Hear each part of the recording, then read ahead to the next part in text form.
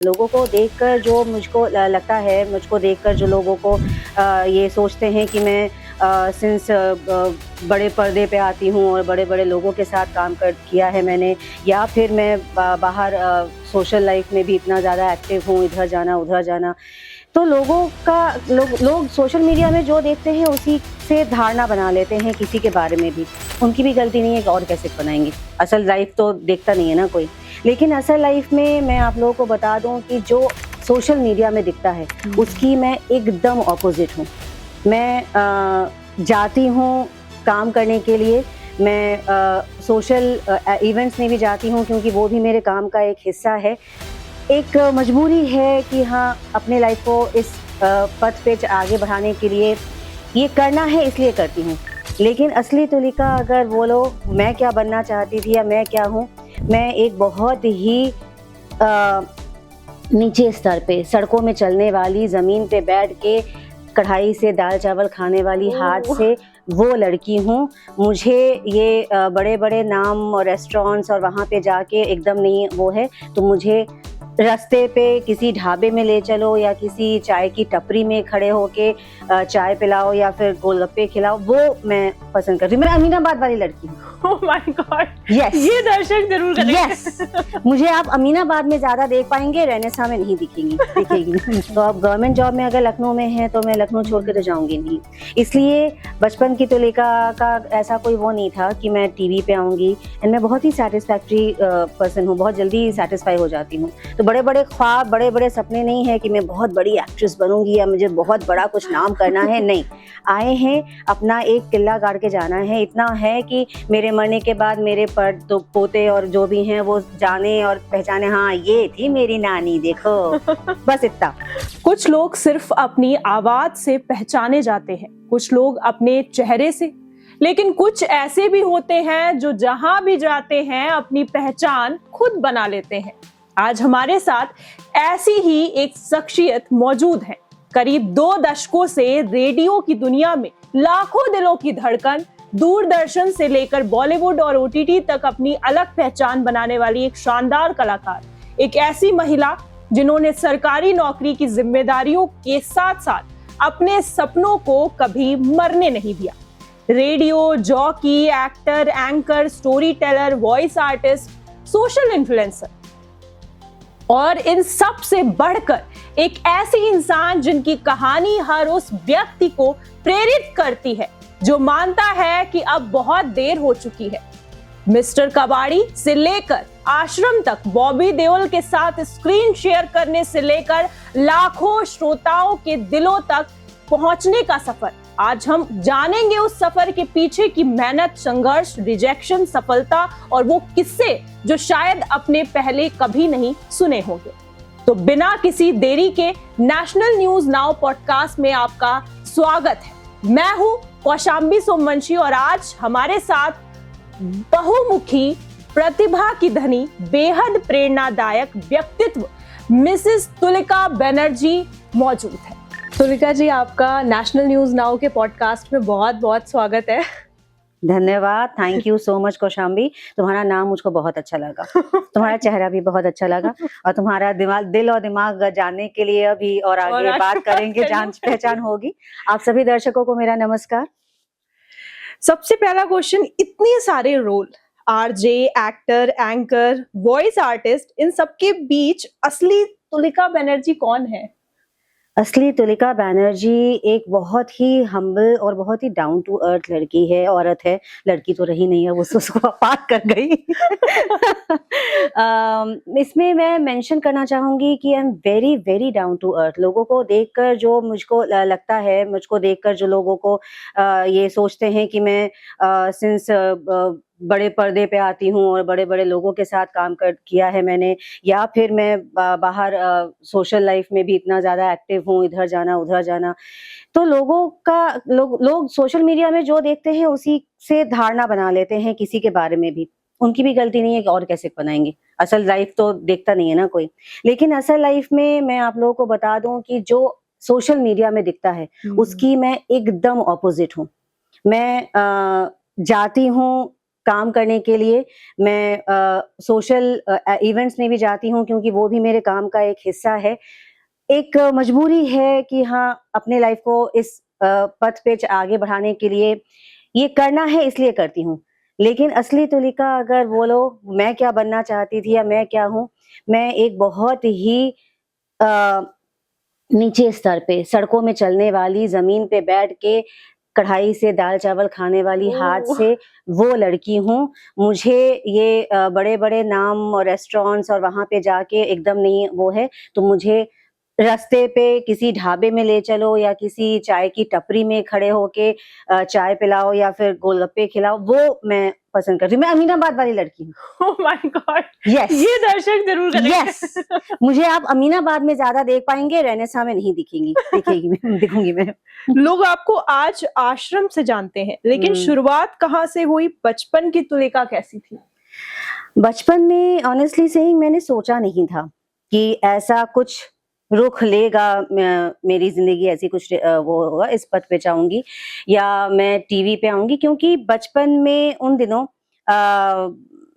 TV का मतलब होता था मुंबई, या या मुंबई के अलावा तो और कहीं कोई टीवी पे आ ही नहीं सकता। हुँ, तो बिल्कुल। ऐसा ही था काफ़ी दिनों तक, तो मैं मुंबई छोड़ के तो मुंबई तो कभी जाती नहीं, और जब मेरी शादी हुई, जब मैं इस पे आई, नौकरी किया, तो फिर अब लखनऊ छोड़ने का भी कोई वो नहीं था, ओह! क्योंकि मेरे हस्बैंड गवर्नमेंट जॉब में थे। तो अब गवर्नमेंट जॉब में अगर लखनऊ में हैं, तो मैं लखनऊ छोड़ के तो हुँ, जाऊँगी नहीं। इसलिए बचपन की तुलिका का ऐसा कोई वो नहीं था कि मैं टीवी पे आऊँगी, एंड मैं बहुत ही सैटिस्फैक्टरी पर्सन हूँ, बहुत जल्दी सैटिस्फाई हो जाती हूँ। तो बड़े-बड़े ख्वाब, बड़े-बड़े सपने नहीं है कि मैं बहुत बड़ी एक्ट्रेस बनूँगी या मुझे बहुत बड़ा कुछ नाम करना है, नहीं। आए हैं, अपना एक किला गाड़ के जाना है, इतना है कि मेरे मरने के बाद मेरे तो पोते और जो भी हैं वो जाने और पहचाने, हाँ, ये थी मेरी नानी देखो, बस इतना। तो नहीं सोचा था मैंने कि मैं बहुत कुछ करूँगी, और बहुत ही फिर से बोलूँगी, ये शब्द बार-बार आएगा कि बहुत ही सीधी-सादी, बहुत सादी इंसान हूँ मैं। हुँ, ये आवरण है, ये जो दिखता है, हुँ। इतनी फैंसी और इतना ये सब दिखावा है। असलियत आप डाउन टू अर्थ है, ये बात तो हम बहुत। लोगों ने भी देखी जितना जाना। अगर आज आपको अपना पूरा जीवन केवल 3 शब्दों में बताना हो, तो वो 3 शब्द क्या होंगे? ओके। ये मेरा होमवर्क था, मुझे सोच के आना चाहिए था, मैंने अपना होमवर्क नहीं किया इस क्वेश्चन का आंसर। ओके, सो पहला शब्द होगा सादगी। हुँ, सादगी मतलब कि बहुत बहुत ही डाउन टू वैसा वाला। मैं ओके। कभी किसी को जज नहीं करती हूँ, और ना ही, क्योंकि मैं खुद ही इतनी वो हूँ, ऑब्वियसली।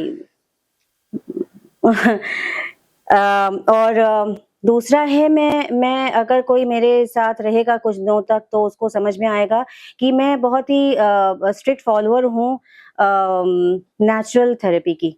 ओह! मैं दवाइयाँ नहीं लेती। अगर कभी तबीयत खराब होती है, तो घरेलू उससे ही सही होती हूँ। हुँ, अनटिल अनलेस ऑपरेशन हुआ हो और इंजेक्शंस ठोके जाएँ। हुँ। अदरवाइज़ बुखार वगैरह कभी ज़्यादा आता नहीं है, और जो मेरा रहन-सहन है, लोग बोलते हैं दुबले हो जाओ, दुबले होने के लिए अगर मैं जिम जॉइन कर लूँ, तो मैं बीमार हो चुकी हूँ। मैं बिस्तरा पकड़ चुकी हूँ, 2 बार ऐसा हो चुका है ओह! कि मेरे को किसी रोल के लिए अचानक से दुबला होना था, बोला गया था कि आप जिम करो। मैं गई अरे! जिम, और मैं जिम के बाद फिर घर ना आके हॉस्पिटल पहुँच गई। ओह! मेरे से आप मुर्गियाँ पकड़वा लो, मैं मुर्गी के पीछे दौड़ के उसको पकड़ लूँगी, मैं ऐसे कुएँ से पानी खिंचवा लो, मैं वो कर लूँगी। लेकिन वही एक्शन अगर आप बोलो कि मैं जिम में जिम एंड बैठकर ऑल। ये वाला वो करूँ, एक्सरसाइज मशीन वाला, मेरे तो हाथ-पैर टूट जाएँगे। तो एक हो गया कि मैं बहुत ही डाउन टू अर्थ हूँ, एक हो गया कि मैं नेचुरलिस्ट हूँ, और तीसरा क्या बोलूँ मैं? तीसरा, मैं बहुत बकबकिया हूँ। इसीलिए ज़्यादातर लोग मेरे को तो अब इसलिए बुलाने लगे हैं अपने फंक्शंस में कि यार ले आओ तुलिका को, एंटरटेनमेंट हो जाएगा। ओह माय गॉड! नहीं आप बक-बक आर बहुत टू करती हूँ। स्वीट। आप कथक भी सीखा है आपने, सितार हुँ। भी, फाइन आर्ट्स भी, कॉमर्स भी, कंप्यूटर्स भी, इतनी सारी चीज़ें, ये जुनून था या एक पेरेंट्स का प्रेशर? प्रेशर मेरे लाइफ में कभी नहीं था, किसी भी चीज़ का ना है। Being born in a Bengali family, Bengali families का ये एक कैरेक्टरिस्टिक्स है कि बहुत कुछ सिखाया जाता है। वो होता ही है, बंगाली परिवार में हुँ, सारे गुण होते हैं, सारे टैलेंट्स होते हैं, जो अपने बच्चों को वो डालते हैं, घोट बोलते पिलाते रहते हैं, हैं रोज़ टॉनिक के उसमें। तो प्रेशर काम-काज, कभी नहीं रहा। हुँ, कामकाज भी मैंने बहुत किया, लेकिन ऐसा ये नहीं बोलूँगी कि मतलब सिर्फ़ बाहर का ये कर लो और वो कर लो। सारी चीज़ों में ये था कि जो मर्ज़ी है करो, लेकिन करते रहो, खाली मत बैठो। पापा मेरे खुद सरोद वादक हैं, मम्मा मेरी कथक डांसर हैं, वो गाती भी हैं। बाय द वे कई लोगों को नहीं पता, मेरी मदर ने अपने पूरे फैमिली और अपने जीवन को वो डिवोट किया हम लोगों के बाद, और डांस का उनका जो शौक था वो रह गया था। तो एट द एज ऑफ 58 उन्होंने फोक डांस में डिग्री ली भातखंडे से। This is one thing I look upon for my inspiration. उन्होंने अपने लाइफ को छोड़ा नहीं, अपने ड्रीम्स को नहीं छोड़ा, अपनी जिम्मेदारियों को पूरा करने के बाद भी जब हम लोग बोलते हैं कि अरे अब क्या, अब तो हो गया खत्म, लेकिन वो अब भी और आज भी कभी अगर होता है ना, वो स्टेज परफॉर्म करती हैं, वो डांस करती हैं। शी इज 66 आई सपोज, 65 या 66 ईयर्स ओल्ड, एंड वो आज भी वो डांस करती हैं। मेरी बेटी को ले जाती हैं, बोलते भेजो तुम तो आओगी नहीं, तुम तो बिजी हो अपनी मेरी बेटियां, कितने सारे वीडियोस हैं, मैं ले लेती हूँ, अच्छा लगता है। My mom, grandmother and the granddaughters, मेरी 2 बेटियां, वो लोग डांस करती हैं। सो ऐसा नहीं है कि बहुत प्रेशर हुआ कि ये भी करो वो भी करो। मैं शुरू से ही बहुत एक्टिव थी अलग अलग चीजें करने में, और करती गई, क्योंकि कभी स्टॉपेज ऐसा नहीं हुआ कि ये मत करो या वो मत करो, जो मर्जी है करो। अगर 2 कर सकती हो लगता है तो 4 करो, 4 करने की कोशिश करोगी तो 2 तो कर ही लोगी। तो ऐसा था, तो इसलिए मैंने काफी कुछ किया, बट मेरे अपने शौक की वजह से। इसमें मैंने तुमने छोड़ दिया, कंपनी सेक्रेटरीशिप भी किया मैंने। Oh CS. Oh my God, yes, ये एड ऑन है। यस। 19 साल, ये बहुत लंबा सफर है। पहला शो याद है, पहली बार लाइव गए, डर ज्यादा था या एक्साइटमेंट? नहीं नहीं नहीं, डर तो नहीं था, एक्साइटमेंट रहा। और ये आरजे की बात कर रही हो, रेडियो जॉकी की बात कर रही हो। 19 साल तक मैंने रेडियो जॉकी का वो किया है।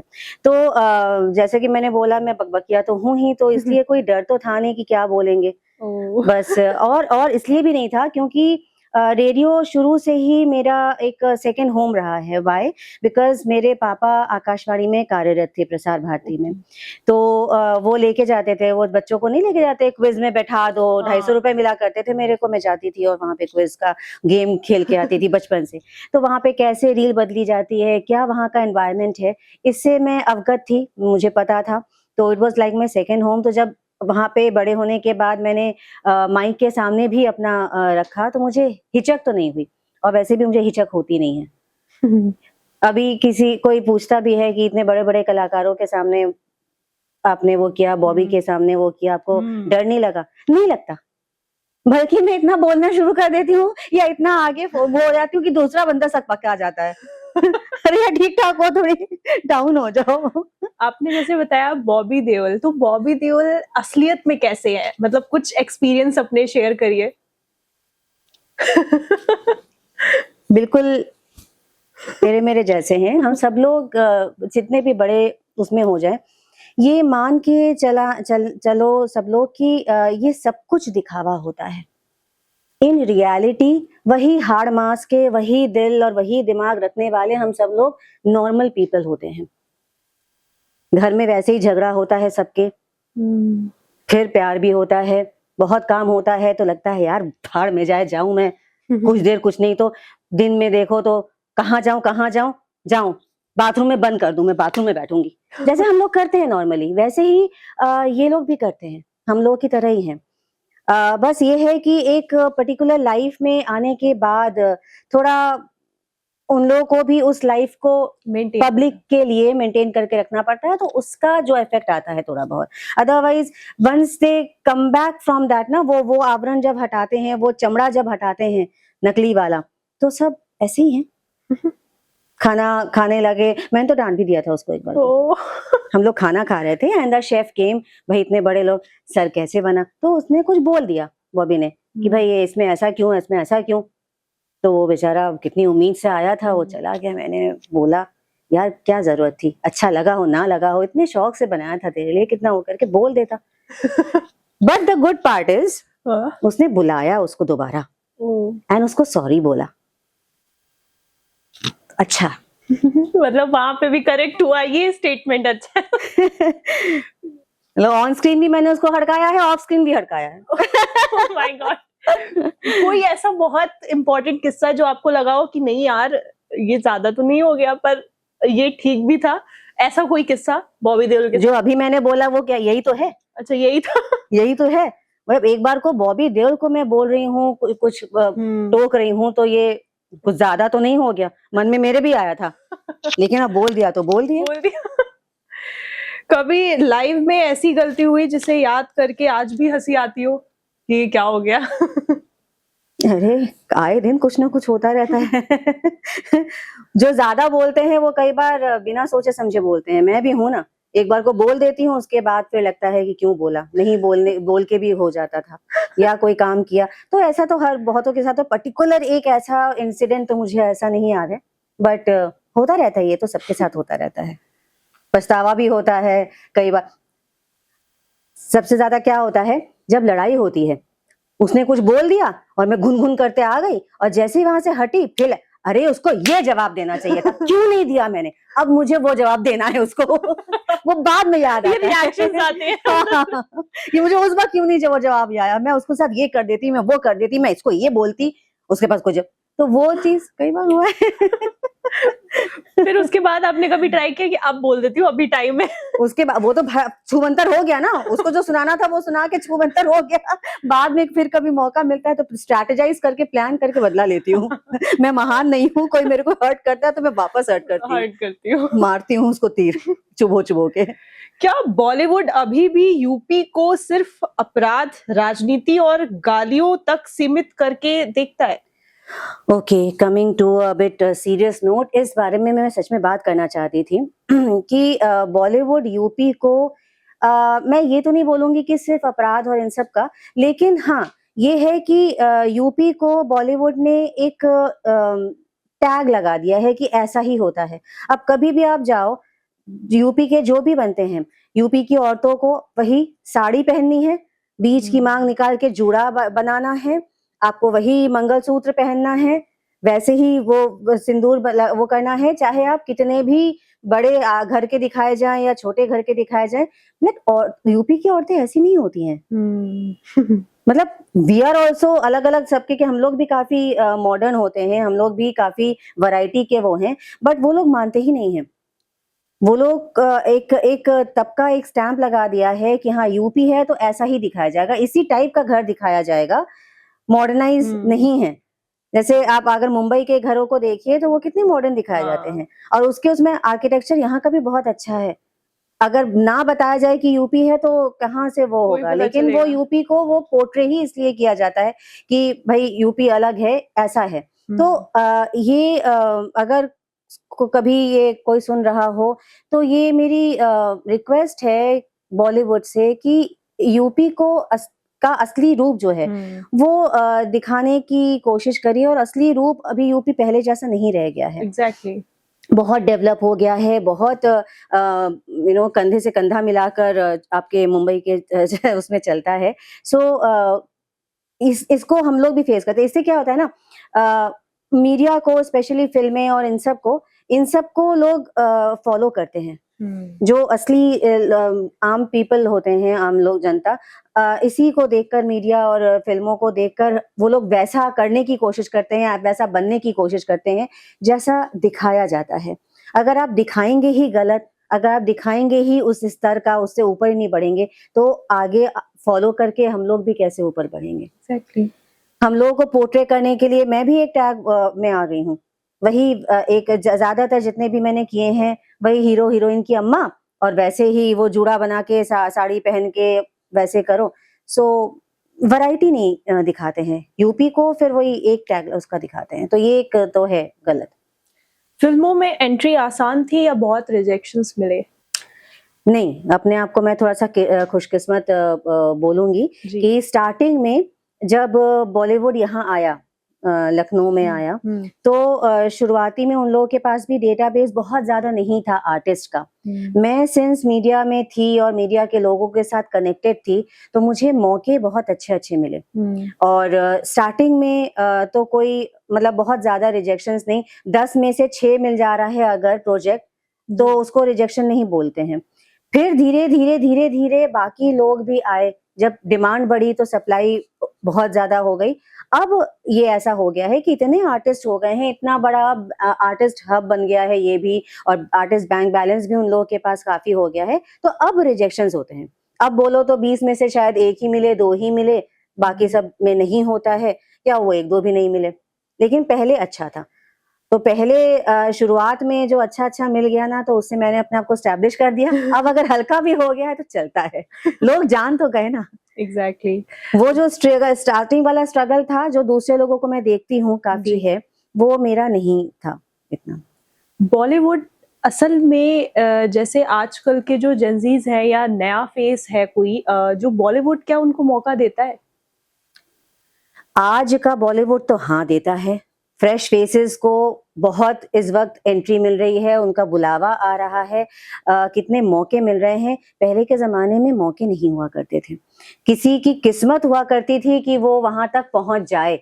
अब तो बॉलीवुड खुद यहाँ पे आ गया है, यहाँ पर क्या अलग अलग जगह पे डी सेंट्रलाइज हो गया है। जी। तो बहुत फ्रेश फेसेस को मौके मिल रहे हैं, और बहुत सारे जरिए भी खुल गए हैं, माध्यम खुल गए हैं वहां तक पहुंचने के। और उसी के साथ साथ स्ट्रगल भी बढ़ गया है, कंपटीशन भी बढ़ गया है। पहले वहां तक पहुंचना भी मुश्किल था, लेकिन कंपटीशन भी कम था। अब वहां पहुंचने का रास्ता भले ही खुल गया है, लेकिन इतनी भीड़ है कि आप कैसे ही क्या ही, तो वो चीज अभी भी है। जो तब अगर बोला जाता था कि अपनी पहचान बनाना मुश्किल है, आज भी अपनी पहचान बनाना मुश्किल है, पहुंचना ईजी है। तो मतलब अगर कोई नए फेसेस या कोई मॉडलिंग की तैयारी कर रहा है, जो बच्चे कर रहे हैं, तो वो मतलब अगर अप्लाई करते हैं या जाते हैं तो उनको जगह मिल सकती है, पहचान मिलनी मुश्किल है। हाँ। आप खुद ही सोचो ना, इतने सारे ओटीटीज हैं, इतने सारे प्रोजेक्ट्स बन रहे हैं, इतने सारे लोग हैं, एक आदमी, आम आदमी जो देख रहा है, वो क्या क्या देखे और किस किस को याद रखे, कौन कौन से नए चेहरे याद रखे। पहले चीज कम थी तो वो रिटेन हो जाती थी, एस्टैब्लिश हो जाती थी, चाहे फिल्में बोलो चाहे आर्टिस्ट बोलो। आजकल फिल्में और प्रोजेक्ट्स इतने सारे हैं कि कितनों को तो हम लोग अच्छा ये 2002 में आई थी, मैंने तो सुना ही नहीं इसके बारे में। ऐसा होता है एग्जैक्टली। पता नहीं कौन कौन से ओटीटी के कौन से कोने में पड़ी हुई है, पता ही नहीं है। एग्जैक्टली। इतने प्रोजेक्ट्स और इतने लोग हैं भाई, ये कौन है ये कौन है, कितनों को याद करेगा।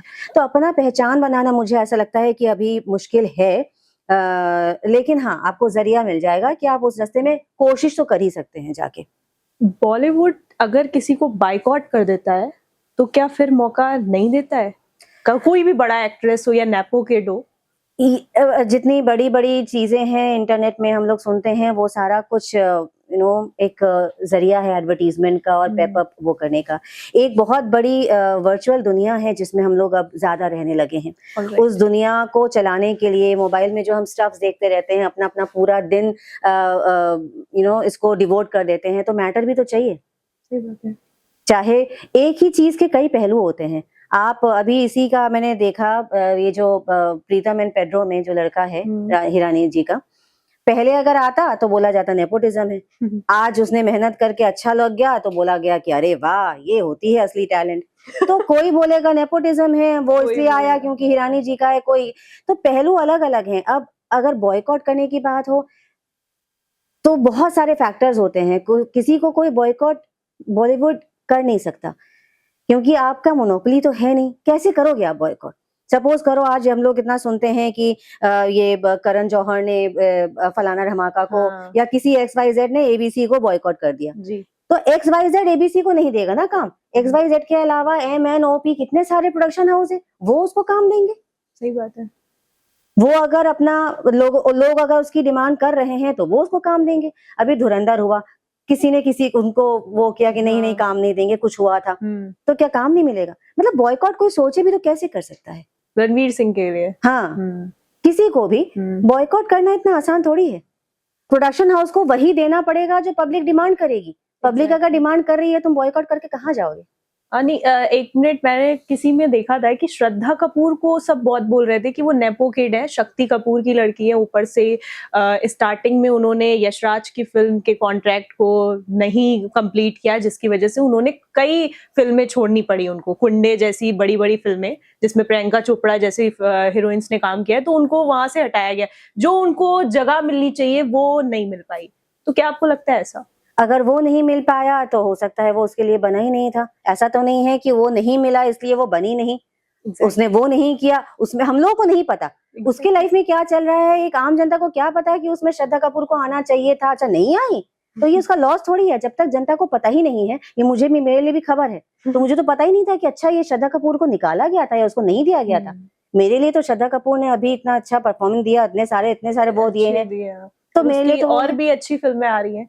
तो हमेशा ये किसी सबके साथ लगेगा। अगर कोई इंटेंशनली बॉयकॉट ना भी करे तो भी कोई फिल्में आपको मिलनी चाहिए थी जो नहीं मिलेंगी, और कुछ किसी और को नहीं मिलेंगी जिसका काम है। अभी मैं तो बहुत छोटी सी एक डॉट हूँ, अभी तो कुछ भी नहीं है इन लोगों के सामने। मुझे को लगता है यार ये रोल तो मेरे लिए एकदम वो था, लेकिन ये वो खा गई। कई लोग ऐसे मेरे के लिए सोचते हैं, मुझे पता है अच्छे से, साला ये आ गई अब तो गई मैं, अब तो हम लोग का कोई चांस ही नहीं है। तो किसी का काम कोई किसी को तो मिलेगा। प्रोडक्शन हाउस को इससे कोई मतलब नहीं है कि तुम्हारा काम वो खा गई या मेरा काम वो खा गई। उसको जो फिट लगेगा अपने उसके लिए, कैरेक्टर के लिए, वो उसको लेगा। हम क्या सोचते हैं वो किसका काम था या कि मेरे मुंह से निवाला छिन गया या उसके, और सब अपने अपने उसमें चलता जाता है। ना हमको मतलब ना जनता को कोई फर्क पड़ता है, ना प्रोडक्शन हाउस को कोई फर्क पड़ता है। ये खाली अपनी अपनी सोच है। अगर खबर मिल गई जैसे तुमने बोला तो भैया ये न्यूज बन गई, हाँ उनका निवाला। अगर नहीं किसी को पता है तो पता नहीं कितनों का कितना क्या क्या छूटा होगा। आश्रम का कौन सा सीन आपके लिए सबसे मुश्किल था? मुश्किल सीन कौन सा था मेरे लिए? दो बड़े बड़े सीन थे। एक तो जब मैं उसको आके हड़काती हूँ, दिस बॉबी को जी। और एक जब मैं बात करती हूँ सीएम के साथ, कि मैं आपके काम आऊंगी, आप मेरे को वो करो। सी एक आर्टिस्ट के लिए अगर कुछ रहता है, एक्टिविटी रहे या कुछ चीज रहे उसमें करने को, तो वो मुश्किल नहीं होता। लेकिन जहाँ पे कुछ नहीं रहता, उस चीज को एस्टैब्लिश करना, जो खालीपन होता है, फीका होता है, उसको मसालेदार बनाना, वो थोड़ा सा मुश्किल है। तो जब तक बॉबी देओल के साथ हमारे पास वो है, उसको मैं हड़का रही हूँ या ये, तो ये सब आसान था क्योंकि इसमें तो मैटर है। वो अपने आप ही चीजों को मसालेदार बना दे रही है। लेकिन जब मैं सीएम के साथ बात कर रही हूँ तो वो मुझे थोड़ा सा फीका लगा था कि कुछ है ही नहीं करने को।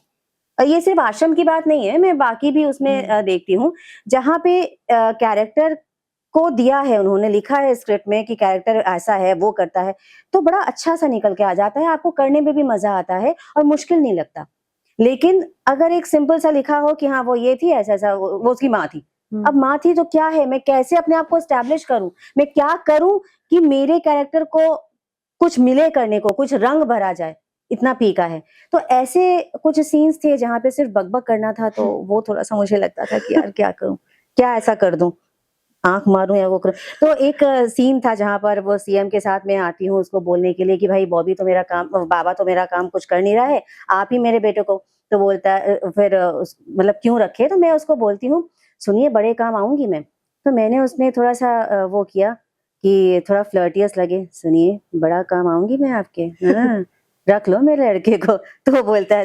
तो ऐसी छोटी छोटी चीजें हैं जो देन एंड देयर आती हैं आपके उसमें कि आप क्या कर सकते हो, जो आप अपने फेस पे लेके आते हो, जो दर्शकों को अच्छा लगे, कुछ तो मिले उनको, नहीं तो ऐसे ही बोल दें। सही तो यही है बस। अगर आपको चुनना पड़े तो आप क्या चुनेंगे, रेडियो या एक्टिंग? एक्टिंग। मुझे रेडियो सुनने का शौक है, गाने सुनने का शौक है, पुराने गाने, रेट्रो गाने मुझे बहुत अच्छे लगते हैं, लेकिन काम अगर करने को दिया जाए तो एक्टिंग। फैमिली ने हमेशा सपोर्ट किया या कभी कहा अब बस करो? नहीं, अभी भी बोलते हैं जाओ करो। जितना दम है उतना कर लो, उसके बाद बुढ़ा जाओगी जब दम नहीं रहेगा तो पै करती रहना, अभी कर लो काम। तो सपोर्ट हमेशा मिला, चाहे वो पेरेंट्स की तरफ से हो, चाहे वो हस्बैंड की तरफ से हो, चाहे वो इवन बच्चों की तरफ से हो, ऑलवेज। आज भी कई लड़कियां अपने ड्रीम्स छोड़ देती हैं, आप उन्हें क्या कहना चाहेंगी जो मदरहुड है या अगर आप शादी के बाद या बच्चे होने के बाद अपने जीवन को एक स्टॉपेज दे देती हैं, छोड़ देती हैं, अपना काम, अपने सपने खत्म कर देती हैं, तो कहीं न कहीं आप ये इम्प्लाई कर रही हैं कि वो जो शादी थी, आपके हस्बैंड या आपके जो बच्चे हुए, वो आपके लिए बाधा है, वो एक नेगेटिव एनर्जी है, जिसने आपके लाइफ को रोक दिया। तो ऐसा क्यों किसी के लिए टैग करना? जब कोई आपकी लाइफ में आता है, तो वो एक एडिशन है आपके लाइफ का, वो आपकी कमज़ोरी नहीं, आपकी स्ट्रेंथ बनता है। आप जितना कर सकते थे, वो और ज़्यादा उसमें मिला के आपको आगे और ज़्यादा तेज़ी से बढ़ाएगा। तो इसीलिए मुझे लगता है कि अपने लाइफ को रोकना नहीं चाहिए। सबसे पहली बात इसमें आती है, अरे ज़िम्मेदारियाँ बढ़ जाती हैं, अब हम पति को सँभालें, बच्चे को सँभालें कि अपनी लाइफ को देखें, सपने को देखें। हम लोगों को भगवान ने बहुत सशक्त बनाया है। ये जो हम लोग इतना वो करते हैं ना कि नारी बाहर जाएगी और नारी का वो इक्विलिब्रियम नहीं, क्या बोलते हैं, इक्वालिटी होगी पुरुषों के साथ।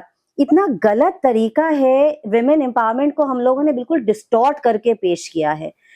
आज हम लोग वो करना चाहते हैं जो पुरुष करना चाहता है। हर औरत हर वो काम करना चाहती है जो हर पुरुष कर सकता है। हम लोगों को इसलिए बनाया ही नहीं गया है। हमको वो काम नहीं करना जो पुरुष कर सकता है। हमको वो काम करना है जो पुरुष नहीं कर सकता। इसीलिए सृष्टि ने, इसीलिए भगवान ने पुरुष और स्त्री बनाया है, क्योंकि वो एक दूसरे के पूरक हैं। एक बॉल के आधे-आधे हिस्से हैं।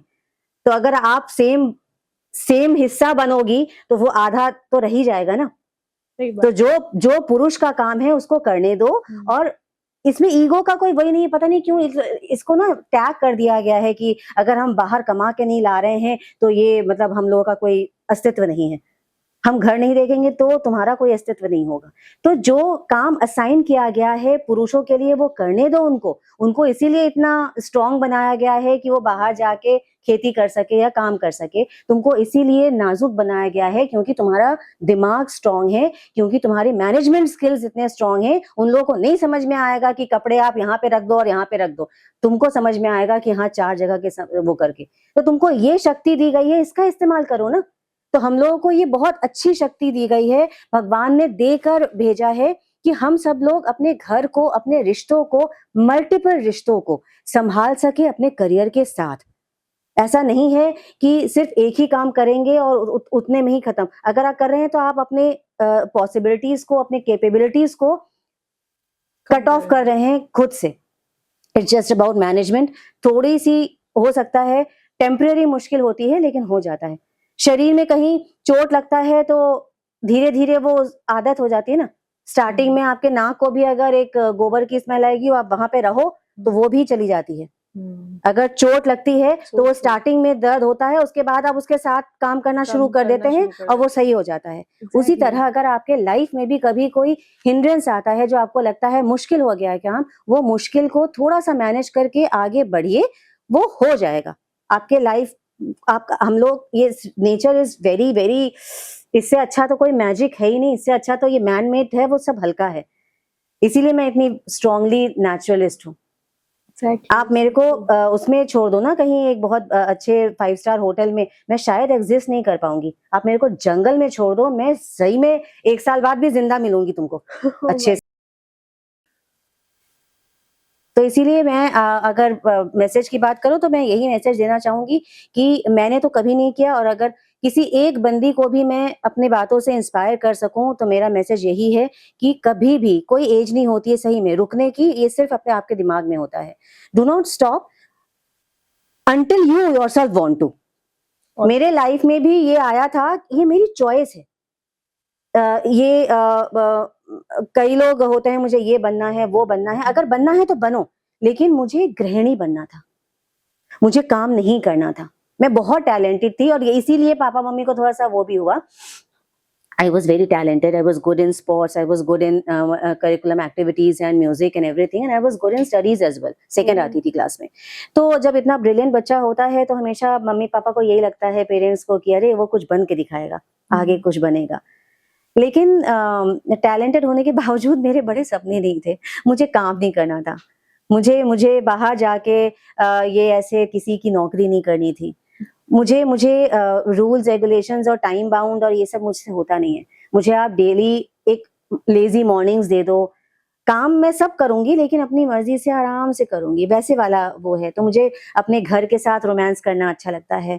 मुझे बच्चों की अलमारियाँ सही करनी अच्छी लगती हैं। मैं पुराने बर्तन निकाल के उसको घिसना नींबू से वो अच्छा लगता है ब्रास के बर्तन को, या कुछ भी अपने सजाना ये वो करके, है ना? ये हर तो कोई मैं रिलेट कर पाएगा, जितनी भी यस, घर की लेडीज मैंने एक हैं। कोटेशन पढ़ा था, हम लोग इतने ज़्यादा स्वतंत्रता और एम्पावरमेंट के पीछे भाग रहे हैं हम्म, कि नौकरी करने जाने की बेड़ियों को भी वो हम्म, बेड़ियाँ भी हमको आज़ादी लगता है। Okay, so true. UP power corporation और साथ में फिल्म्स, ये बैलेंस कैसे पॉसिबल हुआ? क्योंकि तो मेरा ऑफिस इतना अच्छा है ना, मेरे ऑफिस के लोग, मेरे बॉस, मेरे कलीग्स, मेरे बाकी लोग इतने अच्छे हैं, बहुत सपोर्ट करते हैं। तो दैट इज़ हालाँकि बॉलीवुड ने मुझको पहचान दिलाई, मैं बहुत थैंकफुल हूँ, लेकिन मुझको अपने लाइफ़ का जो एक स्थिरता है, एक एस्टैब्लिशमेंट है या अपना सेल्फ जो मैंने अर्न किया है, ये तो किस्मत की बात थी। और ये बॉलीवुड जो है, वो भी किस्मत से मुझे मिला, जो भी हुआ उसमें मेरी एफर्ट से कोरिलेट नहीं करता। ओके, ऐसा नहीं है कि मैंने बहुत मेहनत की इसलिए मुझे वो मिला। मैं बहुत मेहनत करूँगी, लोगों के पास बहुत टैलेंट रहता है लेकिन किस्मत नहीं होती है। तो बॉलीवुड का जो खेल है ना, वो किस्मत से ऊपर रिलेट करता है। लेकिन ये जो मैंने नौकरी मुझे मिली है, ये मेरी मेहनत से मुझे मिली है। तो इसमें मुझे लगता है कि yes, this is something that I have earned. जो तो खुद से कमाया हुआ होता है। Yes, at the age of 35 with marriage, with my गृहस्थी, with my 2 kids, उसके बाद वो लास्ट मेरा वो था कि चलो मैं करूँ या ना करूँ, and at the age of 35 मैंने कंपटीशन बीट करके इसमें आई थी यूपी पावर कॉर्पोरेशन के ओह एग्जाम माय में। गॉड! सो उसमें मुझे लगता है कि हाँ यार, ये मेरी एक्चुअल उपलब्धि है कि मैंने अपना खोया नहीं अपने उस उसको। मुझे मैं अच्छी थी पढ़ाई में, तो मुझे हमेशा एग्जाम देना या सुडोकू खेलना या वो करना अच्छा लगता था। तो हुआ कि एग्जाम है ना, देते हैं, अरे हो ना हो एग्जाम देने में क्या है, थोड़ा ब्रश अप हो जाएगा। मुझे बड़ा मजा आता है ये क्विज सॉल्व करना या एग्जाम देना, वो करके दिया और हो गया। एंड इतने सही टाइम पे हुआ, भगवान ने बोला ठीक है तुम्हारा मन था गृहस्थी करने का। मैंने बहुत जल्दी शादी कर ली थी, लव मैरिज। अब मैंने ही अपने हस्बैंड को प्रपोज किया था, वो ओह! प्रपोज ही नहीं कर रहा था। मैंने कहा यार हाथ से बंदा चला जाएगा, मैं ही कर देती हूँ। सो खैर, माय लव लाइफ, माय गृहस्थी, बच्चे, ये सारा कुछ मैंने बहुत अच्छे से। थोड़ा अपनी लव लाइफ के बारे में और बताइए कि मतलब जब आपने प्रपोज किया तो लोगों ने उस टाइम पे तो काफी सोफिस्टिकेटेड होता होगा, ये कैसे यार? घर वालों ने और सबने क्या बोला? हाँ, वो एरा था 90s का, जब ये सब कुछ बड़ा लड़की प्रपोज़ कर दे, अरे बाप रे! हाय राम! ये ऐसे हुआ करता था, हौ वाली चीज़ें। बट मेरी family has always been very very liberated और बहुत ही वो है। ना तो मेरी फैमिली में ये जेंडर इश्यू है, ना तो मेरी फैमिली में कुछ ऐसा वो है कि नहीं, बहुत बंगाली परिवार होते हैं ऐसे, बहुत ज़्यादा अच्छे वो करके। नहीं, मम्मी-पापा ने वो नहीं किया। ये आए थे, मेरे को वो होता है ना love at first sight type का, हुँ, उस वो था। अच्छा, my husband is not a very मतलब ही इज़ मेरे मेरे लिए तो हैंडसम है, हुँ, लेकिन जो एक दुनिया का डेफिनिशन हुँ, होता है ना, वो स्मार्ट माचो मैन, टी-शर्ट या जीन्स पहना, वैसे वाले नहीं हैं। हाँ, वो चश्मा पहनते हैं, वो बहुत पढ़ाकू हैं, वो साइंस एंड मैथ्स के जीनियस टाइप के वैसे ओके। वाले। एंड बहुत यंग नहीं दिखते, नॉर्मल वैसे ही हैं। तो उस मेरा जो चॉइस भी है ना, वो भी ऐसे ही, मुझे जेन्युइन जो जेंटलमैन टाइप के होते हैं, हुँ, मेरी वो चॉइस है, रही है शुरू से। मुझे वो पसंद आते हैं। और जहाँ वो थोड़ा-सा स्मार्टो जाके आके हाँ, मैडम, मुझे लगता है ओके, रहने दो, दूर हटो। तो इट वाज़ लाइक जो मेरी पसंद थी, भगवान ने वैसा ही एकदम भेजा। तो it was love at first sight for me. लेकिन इतना सीधा-साधा बंदा था, वो कुछ पट ही नहीं रहा था। बहुत मैंने जलवे बिखेरे, बहुत मैंने कोशिश की कि थोड़ा-सा ये ना तो ना। तो फिर मैंने सोचा यार ज़्यादा से ज़्यादा मम्मी से शिकायत कर देगा, मम्मी-पापा से थोड़ी-सी डाँट पड़ेगी, हुँ, लेकिन ठीक है, कर देते हैं। I was just in class 10th। ओह! हाँ, छोटी थी 16 साल की। तो 16 साल की उम्र में मैंने प्यार किया और मैंने प्रपोज किया, तब बोला हाँ हाँ मैं भी। मैंने कहा, बोलते क्यों नहीं थे? नहीं तो मना कर देती तो? मैंने कहा तो इतना ईगो हर्ट हो जाता, चांस तो मारते जैसे मैंने किया, चला जाता तो चांस। तो that was how my love life was. उसके बाद फिर देयर वाज नो, फिर मैंने मेरी मम्मा को भी बोल दिया कि मम्मा ऐसा ऐसा है। मम्मा ने बोला गुड गुड, मैं और पापा भी तुम्हारे लिए इसी को सोच रहे थे, लगे रहो। That- मम्मी पापा So को भी sweet. सपोर्ट मिल गया, तो it was love come arrange type का। एंड फिर मैंने अपनी पढ़ाई की, पूरी ग्रेजुएशन किया सारा कुछ, एंड देन आफ्टर ग्रेजुएशन मैंने बोला कि अब आगे की पढ़ाई पोस्ट ग्रेजुएशन में शादी के बाद कर लूंगी पापा। बहुत इंतजार कर दिया, मेरी शादी कर दो please. So after graduation I got married, and then after marriage I did my post graduation, I did my B.Ed, I did my CS. Okay, तो एक तरीके से ये कह सकते हैं। अच्छा, अगर पूछा जाए कि तुलिका बनर्जी के लिए प्यार क्या है? प्यार ही तो सब कुछ है। मैं तो बिल्कुल गॉन केस वाली रोमांटिक हूँ, वेरी रोमांटिक। एंड मेरे लिए प्यार, कम्युनिकेशन, अंडरस्टैंडिंग, रिस्पेक्ट, ये बहुत मायने रखता है। आज की डेट में भी मुझे लगता है कि अगर कोई बोले कि भाई मैं आपको आपके ऊपर फिल्म बना रहा हूँ, आप आ जाओ, छोड़ दो अपनी फैमिली को, लखनऊ छोड़ दो, मैं शायद मना कर दूंगी। वो भी मुझे, मतलब आप समझ सकते हो कि क्या मायने रखता है कि मैं Seriously. हीरोइन बन के मेरे ऊपर कोई वो बनाए कोई। लेकिन शायद मैं मना कर दूंगी अगर ये ऑप्शन रख दिया जाए कि आपको अपने हस्बैंड को छोड़ना पड़ेगा या ऐसा कुछ, या अपनी फैमिली को छोड़ना पड़ेगा। बोला था at one point of time जब मैं इसमें राइज करने लगी, तो मेरे हस्बैंड ने बोला सुनो यहाँ पर रहकर तुमको कम वो हो रहा है, अगर मुंबई जाओगी और तुम्हारे वहाँ पे फ्रेंड्स हैं, सोनी में बहुत सारे मेरे फ्रेंड्स हैं, उन लोगों ने बोल के रखा था तुम आओ तो काम धरा पड़ा है तुम्हारे लिए, तुम आ जाओ। तो उन्होंने बोला कि इफ यू वांट 1 साल के लिए तुम छुट्टी लेके चली जाओ मुंबई में, गो एंड एस्टैब्लिश योरसेल्फ, काम करो, पैसे कमाओ, काम वो भी कर लो, थोड़ा नाम हो जाएगा, तब वापस आ जाना। मुझसे हुआ नहीं। उन्होंने उन्होंने फिर ना फिर लास्ट में लाइन बोली कि मैं तुमको प्रॉमिस करता हूँ तो उस 1 साल में जब तुम वापस आओगी, तुमको तुम्हारा घर, तुम्हारी गृहस्थी और तुम्हारे बच्चे वैसे ही मिलेंगे जैसे तुम छोड़ के जाओगी, इसका मैं तुमको प्रॉमिस करता हूँ। मैंने कहा तुमने बोल दिया और तुमने मुझे रोक लिया, मैं तो ना जाऊंगी। मुझे मिले चाहे ना मिले काम, लेकिन मैं तुम लोगों को छोड़ के तो जा ही नहीं सकती। मेरा काम हो ही नहीं So पाएगा वहां पे, sweet. मेरा मन नहीं लगेगा। आज तो अगर आप आज के जनरेशन को बोलना चाहें कि जो वो प्यार कर रहे हैं, उस प्यार में वो प्यार की बात नहीं है जो आज उस प्यार में थी 90s के टाइम पे, तो क्या बोलना चाहेंगे आज के जेनज़ीज को कि जो प्यार चल रहा है वो इतना खतरनाक चल रहा है, जो आए दिन न्यूज़ आ रही है? उसमें क्या कहना चाहेंगे कि पहले हम लोग आदमी से प्यार करते थे, अब लोग नोटों से प्यार करते हैं। एग्ज़ैक्टली। तो बस प्यार का जो पार्टनर है वो बदल गया है। पता नहीं मैं क्या मैसेज दूँ इन लोगों को, जेन ज़ी को, या आज के उसमें मुझे समझ में नहीं आता कि कहाँ जा रहा है और क्या प्रॉब्लम है और क्या इतना डिस्टॉर्ट ये कलयुग आ रहा है, कैसे लोग सर्वाइव कर ले रहे हैं मुझे नहीं पता। मैं तो नहीं, मैं हूँ ही नहीं इस उसमें। एग्ज़ैक्टली। और मैं समझ, सच में मुझे इसका ना कोई, मैं कहाँ से शुरू करूँ, किस चीज़ को बोलूँ? ये कोई एक चीज़ तो है नहीं कि आप प्यार कैसे करो, क्या ना करो। पूरा कॉन्सेप्ट ही आज का चेंज हो गया है, लिविंग कॉन्सेप्ट चेंज हो गया है। वो जो एक एक वो फ़िल्म आई थी ना कियानू रीव्स की, मैट्रिक्स, हम लोग धीरे-धीरे देखा जाए तो उसी ऐसे ही वर्ल्ड में जा रहे हैं। हमें आज की डेट में समझ में नहीं आता है कि हम जो वीडियो देख रहे हैं वो एआई है कि सच में कोई आदमी है, औरत है। हम जिससे कुछ समय बाद यही होगा, जो सामने खड़ा है वो रोबोट से बात कर रहे हैं या होलोग्राम है या सच में है। प्यार और ये सब फीलिंग्स तो पता नहीं कहाँ हवा-हवाई हो गई हैं। तो उसी तरह की मेंटालिटी हो गई है, थिंकिंग हो गई है, पता नहीं। मेरे पास इसका कोई उत्तर नहीं है कि क्या मैसेज दूं मैं आज की जेन ज़ी को।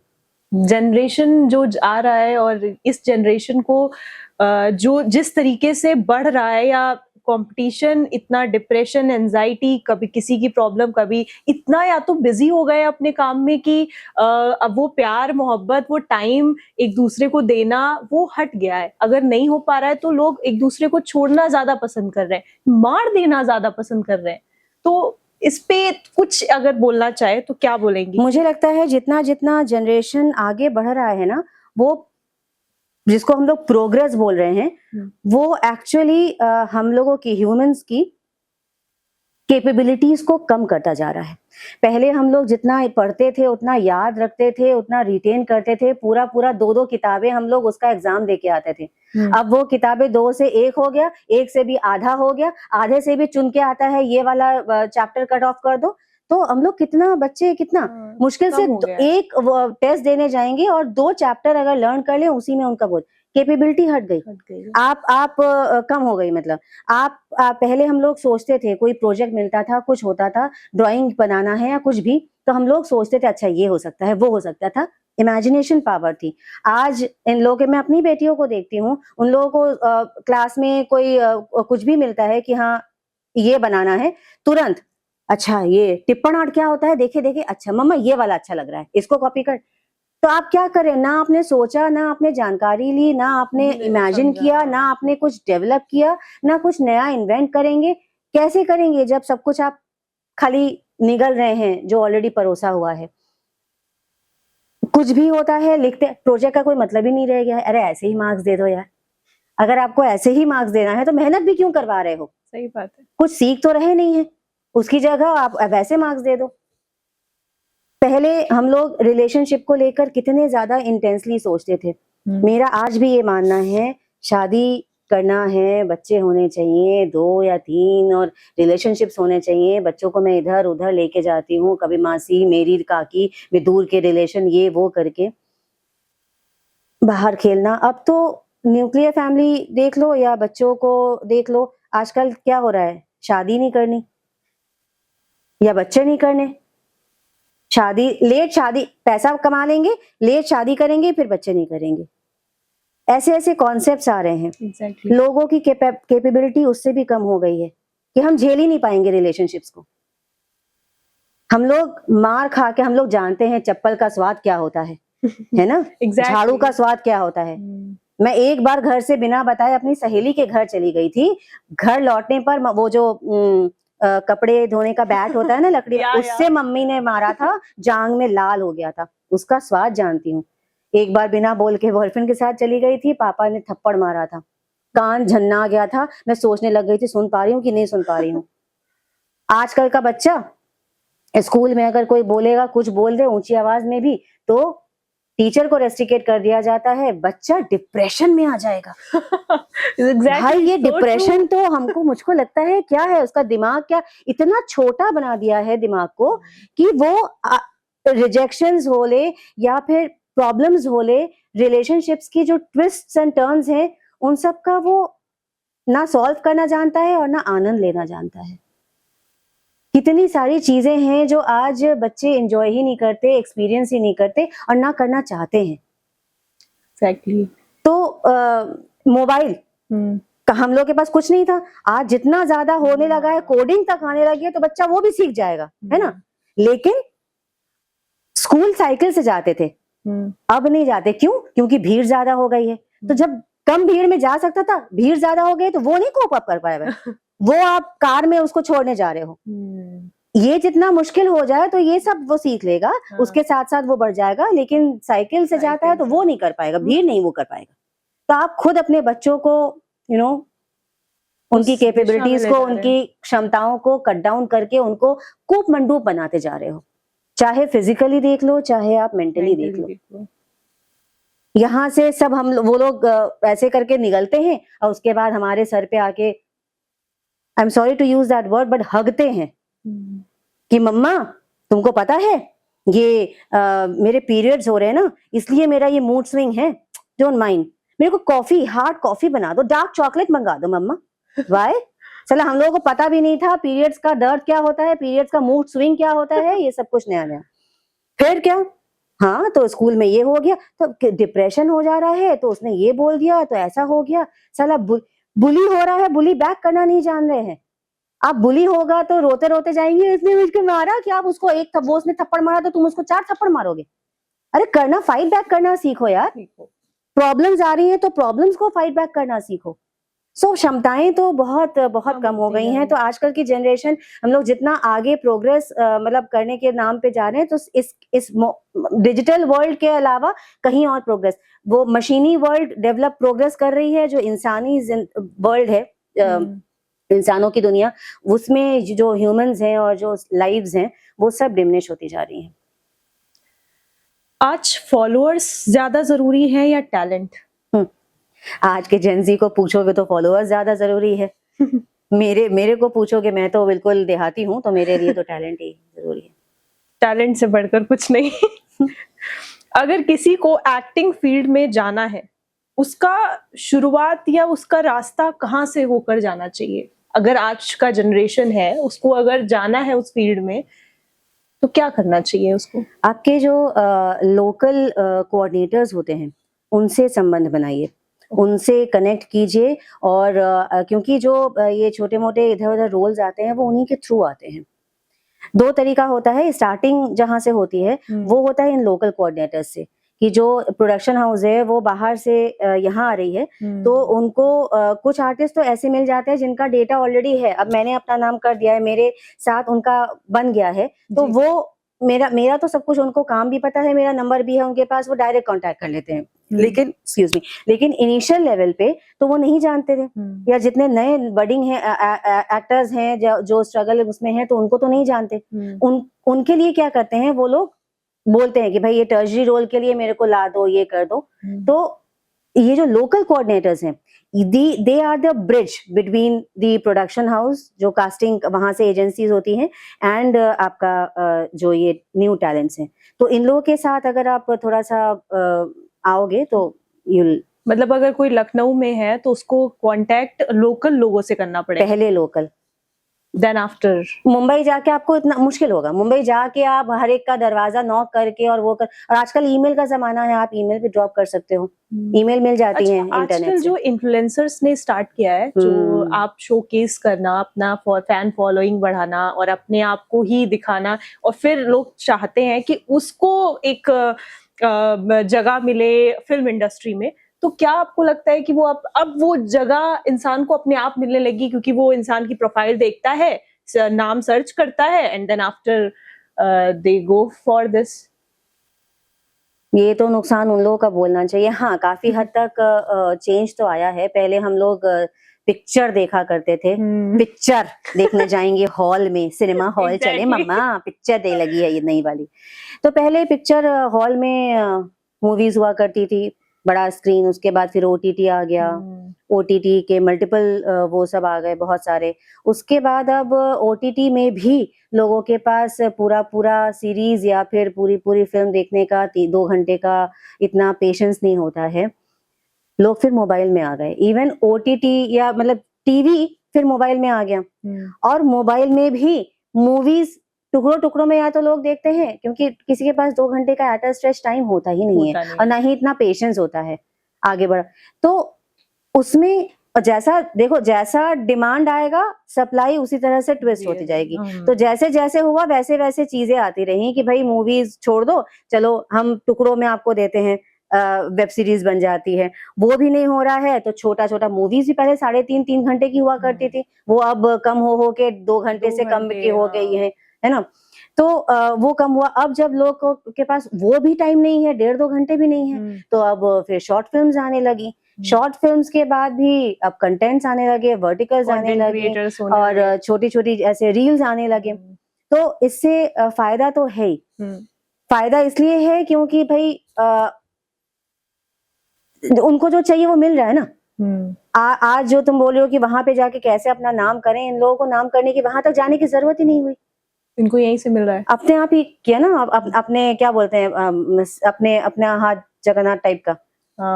बिल्कुल। तो ना आपको प्रोडक्शन हाउस तक कैसे पहुंचे, प्रोडक्शन हाउस तक पहुंचने की जरूरत ही नहीं है ना। आप खुद ही अगर कंटेंट वो कर लो तो आपका नाम हो जाएगा उसके बाद। लेकिन हाँ, उसका फायदा ये होता है कि आप वहां तक फिर पहुंचना आसान हो जाता है, रास्ता आसान हो जाता है।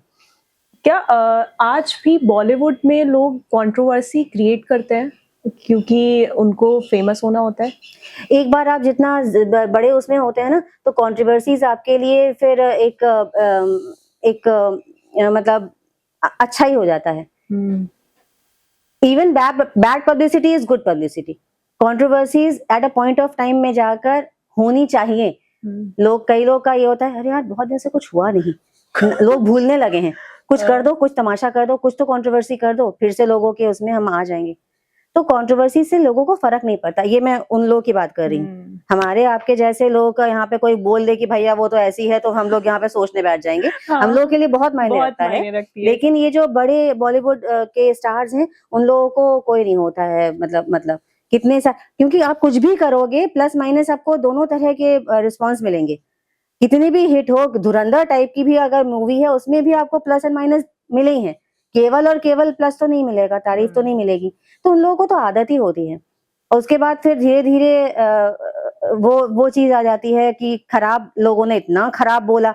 अरे बोला तो लोगों के तक हम पहुंचे, तो लोग हमारे बारे में बात तो कर रहे हैं, भले ही गालियां दें। तो फिर हो जाता है कि यार भूले ना। तो आज की डेट में कंट्रोवर्सी तो चाहिए लोगों को। कंट्रोवर्सी से ज्यादा डर लगता है एब्सेंस से। इतना माल है, इतना मटेरियल है, लोग भूल जाते हैं।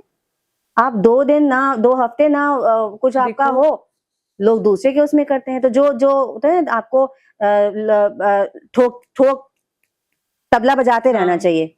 तो वो कंट्रोवर्सी तो एक यही हो जाता एक है। ये भी होता है कि जब आप एक बहुत बड़े लेवल पे पहुंच जाते हैं, देन आफ्टर आपको फिल्म्स मिलना, अक्षय कुमार ने किसी उसमें बोला था कि अभी काम तो कर रहा हूँ ना, क्योंकि कुछ फिल्में उनकी बीच में फ्लॉप हो गई थी अभी, पर वो काम ऐसे करते हैं कि उनकी फिल्में आती रहती हैं। तो किसी मीडिया में ही किसी ने सवाल उठाया था कि सर आपकी तो फिल्में फ्लॉप हो गई, तो कह रहा है, उन्होंने जवाब दिया था कि मैं मर थोड़ी ना गया हूँ, फिल्में ही फ्लॉप हुई है ना, और क्या, कारवां चलता रहेगा। किया तो मैंने वही तो, मतलब इवन बैड पब्लिसिटी आपको उतना नहीं कोई नुकसान करता है। नुकसान से ज्यादा आपका फायदा ही होता है। ये ना, आपने भले ही खराब बोला, लेकिन आपने बोला तो। अच्छा, ये जो सोचा तो। पैप्स वगैरह होते हैं, पैप्स क्या होता है मुझे नहीं पता। ये भाई जेनजी का उल्टा क्या बोलते हैं, मिलेनियम बोलते हैं या क्या बोलते हैं, मैं तो उससे भी दिया, मैं एंटीक हूँ। क्या होता है पैप्स? जैसे होता नहीं है कि जब आप कहीं जाते हो तो एक्ट्रेस उनको पहले से ही कॉल कर देती है, जो वो जर्नलिस्ट नहीं होते हैं, वो बस कैमरा पकड़ के हर जगह आपको खबर देते हैं किसी जगह की। जैसे मुंबई में तो बहुत पैप्स पाए जाते हैं, जया जी का, जया बच्चन का पैप्स को वो कहना कि आप तो जर्नलिस्ट नहीं है, आप तो पता नहीं कहाँ से मुंह उठा के आ जाते हैं। ओके, जस्ट इन्फॉर्मेशन लोगों के लिए। हाँ, तो वो वीडियोस बनाते हैं और वो कहीं भी पहुंच जाते हैं, सबसे बड़ी बात है। तो ऐसा होता है कि ये प्री प्लान्ड होता है कि लोग फोन, पहले उनकी पीआर फोन करती है कि देखो यहाँ पे ये एक्ट्रेस है, तुम्हें यहाँ आना है। तो क्या ऐसा ये होता है? इसीलिए मुझे आपसे पूछना था। ना तो मैं मुंबई के इतने इस लेवल तक जाके रही हूँ उन लोगों के बीच में, और ना ही मेरी लाइफ में अभी तक ऐसा कुछ हुआ है, तो मैं इसके बारे में नहीं जानती। मुझे जानकारी नहीं है कि वो जेन्युइन होता है कि वो बुलाया जाता है। बट ऐसा, मतलब ये लोग कहते, कई लोगों ने ऐसा बोला भी कि खुद फोन करके खुद ही बुला लेते हैं कई लोग। लोग होता है। हम अगर जाएंगे, हो सकता है कई लोगों का बहुत सारे वीडियोस है ना जिम से निकलने में, हाँ, या सज धज के चले जाएंगे, बड़ा अच्छा सा नया नया एक वो करके जिम में, और बुला लिया ये भी किसी बोलते को। कहाँ से आ जाते हो तुम लोग? ये भी बोलते ये तो सब भाई एक्ट्रेस हैं और एक्टर्स हैं, तो फिर वो तो है ही ना। वो तो आएगा ही। आपको क्या लगता है, फिल्मों में आज भी यूपी को अक्सर पुरानी और पिछड़े नजरिए से देखा जाता है? हाँ, इसके बारे में अभी हम लोगों ने वही बात की। वही मैं बोल रही थी कि यूपी को पुराना ही दिखाया जाता है, पिछड़ा हुआ दिखाया जाता है, डेवलप नहीं दिखाया जाता है। जितने भी आप देख लो, बहुत जो मतलब चला है ना, वो भी गुल्लक, महारानी, पंचायत, पंचायत, ये इस साइड के और भी जितने भी सब मूवीज बने हैं आजकल, यूपी के ज्यादातर बन रहे हैं। राजकुमार राव की भी कोई शूटिंग चल रही थी यहाँ पे, लखनऊ में भी अब तो अच्छे लेवल पे बहुत मल्टीपल मूवीज शूट होती हैं, और प्रॉपर हाईवे उसकी, तो सब कुछ होता है। लेकिन हाँ, आपको फिर यही अगर आपको बोला जाए कि आपको अगर कोई मूवी करनी है और लखनऊ से ही शूट करनी है, तो आपको किस कैरेक्टर में अब आना पसंद है कि मतलब अब मुझे ऐसी ही फिल्म करनी है? आश्रम तो हमने आपको वो स्वरूप में तो देख लिया। मैं हीरो की माँ, हीरोइन की माँ बनते बनते इतनी बोर हो चुकी हूँ कि मैं उसके अलावा भी कुछ बनना चाहती हूँ। मैं, ऐसा नहीं है कि इतनी बुढ़ी हो गई हूँ या इस उम्र में आके आपको आप सिर्फ हीरो हीरोइन की माँ ही नहीं रहते ना, आप और भी तो कैरेक्टर्स हैं ना मेरे अंदर। तो मैं उनको भी चाहता, even at this stage also, मैं एक ओल्ड कपल का लव स्टोरी भी करना चाहती हूँ। आई रियली वांट कि मैं एक अरशद वारसी के साथ ओल्ड एज में जो प्यार होता है उस टाइप की एक लव वाला वो करूं, लव स्टोरी करूं। पता नहीं कोई सुन रहा हो तो प्लीज अरशद वारसी तक मैसेज पहुंचा दें। एंड उसके अलावा भी और भी बहुत सारे रोल हैं। फॉर एग्जांपल वो ये हुमा कुरैशी कितने अच्छे अच्छे रोल्स करती हैं, उस टाइप के रोल्स कुछ मिल जाएं जिसमें कुछ भी अलग तो हो। ये साड़ी बोरिंग पहन वाला के वो नहीं। वही हाँ। वही साड़ी पहन के और वो करके और रोना धोना करके यूपी की अम्मा से हटके कुछ हो। थोड़ा अलग कंटेंट हो जो दर्शक आपको आई देखना। Want to do comedy, I want to do villain. उसका लुक आप पे काफी क्योंकि लोगों ने आपको देखा नहीं होगा उस अवतार में, तो वो लोगों को और पसंद आएगा। कॉमेडी तो फिर भी किया है मैंने, विलन कम किया है। हाँ, मिला ही नहीं मेरे को। ज्यादा से ज्यादा मैंने अभी तक हीरो हीरोइन की माँ किया है, और उसके अलावा अगर कुछ इधर उधर मिल रहा है तो कॉमेडी वगैरह थोड़ा सा मिला है, या नॉर्मल जज बज का मिल गया। विलेन नहीं मिला अभी तक मुझको, या लव लाइफ वाला भी नहीं मिला। लव लाइफ वाला रोमांस नहीं किया मैंने on screen. On screen. Of screen तो बहुत किया है। क्या सच में मुंबई के कलाकारों और लोकल कलाकारों के साथ अलग व्यवहार होता है? होता है। प्रोडक्शन हाउस इतना चालाक हो गई है, मुंबई से केवल वो मुंबई में शूट नहीं करती क्योंकि महंगा होता है। मुंबई में अगर आप एक छोटा आर्टिस्ट भी लेने जाएं सेकेंडरी रोल उसमें या टर्शरी में, उन लोगों को ही पता है कि हाँ भाई आपको इतने पैसे लेने हैं, तो ज्यादा ही होते हैं। आप लोकल आओगे मतलब वहां पे ज्यादा खर्च होगा, इससे अच्छा है कि आप लोकल यहाँ आ जाओ। तो मुंबई से हट के आओगे तो सारे लोग काम पाने के चक्कर में रेट कम लगाते हैं, तो यहाँ पे आके वैसे ही सस्ता हो जाता है। अब वहां से सारा कुछ उठा के इसलिए नहीं लाते कि भाई फायदा ही क्या उन लोगों का रहना पहना। तो प्रोडक्शन हाउस क्या करती है जब भी कुछ बनाती है, तो जो प्राइमरी कैरेक्टर होते हैं जिनके कंधे पे रख के आपको वो मूवी चलानी है, तो वो प्राइमरी कैरेक्टर्स 4-5 जो हैं वो मुंबई से ले आती है। हीरो हीरोइन, हीरो की माँ या विलेन या ये वो करके 4-5 कैरेक्टर, 6-7 कैरेक्टर जितने भी उनकी रिक्वायरमेंट है प्राइमरी, वो प्राइमरी कैरेक्टर लेकर यहाँ पे आ जाती है। और बाकी जितने भी सेकेंडरी कैरेक्टर हैं, टर्जरी कैरेक्टर हैं, क्राउड है, दर्जी है और टेक्नीशियंस हैं, ये सारा कुछ आपको लोकल से ले लेती है, तो उनका बहुत सस्ता पड़ जाता है। ठीक है, तो ये व्यवहार अलग है, मतलब कि लोकल और हाँ, तो ऑब्वियसली आप जब वहां से लेके आ रहे हैं तो वहां पे दो चीजें हैं, एक तो मुंबई और लोकल वाला एक वही है, एंड सेकेंडली जो आप मुंबई से हाईफाई वो प्राइमरी कैरेक्टर ला रहे हैं, तो वो तो कितने एस्टैब्लिश्ड बड़े कलाकार हैं ना भाई। तो उनका तो मुकाबला ऑब्वियसली उनसे आप कोई भी होगा, वो उनसे अलग ही तरह का ट्रीटमेंट होगा, हम लोगों से अलग ही तरह का ट्रीटमेंट होगा।